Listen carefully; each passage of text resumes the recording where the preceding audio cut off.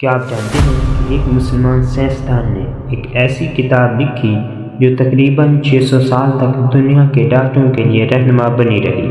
آج ہم بات کر رہے ہیں ایک ایسے عظیم انسان کی جنہوں نے علم کی دنیا میں انقلاب برپا کر دیا۔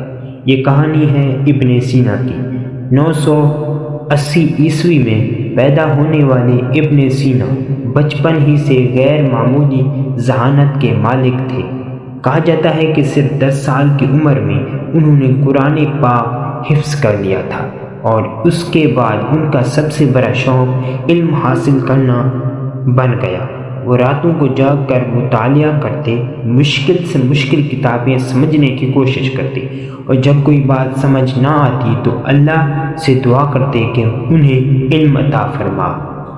جب وہ صرف 18 سال کے ہوئے تو اپنے وقت کے تقریباً تمام علوم پر عبور حاصل کر چکے تھے۔ طب، فلسفہ، طبیعیات اور کیمیا، ہر میدان میں انہوں نے اپنی قابلیت کا لوہا منوایا۔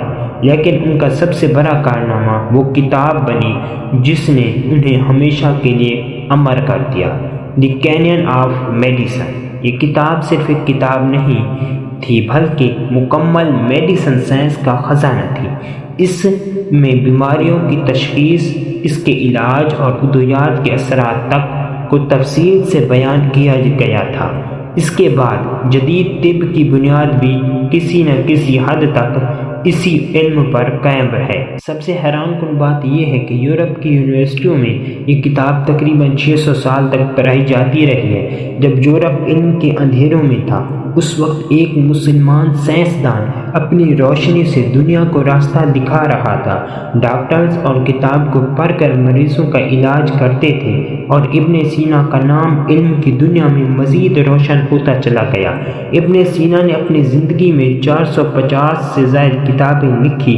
ان کا کام صرف طب تک محدود نہیں تھا، بلکہ انہوں نے فلسفہ، سائنس کے مختلف شعبوں میں بھی گہرا اثر چھوڑا۔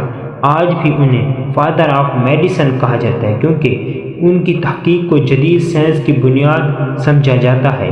سوچئے، ایک مسلمان سائنسدان جس نے نہ صرف اپنے دور کو بدلا بلکہ آنے والی صدیوں کو بھی روشن کر دیا۔ یہ کہانی ہمیں یہ سکھاتی ہے کہ اگر انسان میں لگن ہو، محنت ہو اور علم کا شوق ہو تو وہ دنیا میں اپنا نام ہمیشہ کے لیے زندہ رکھ سکتا ہے۔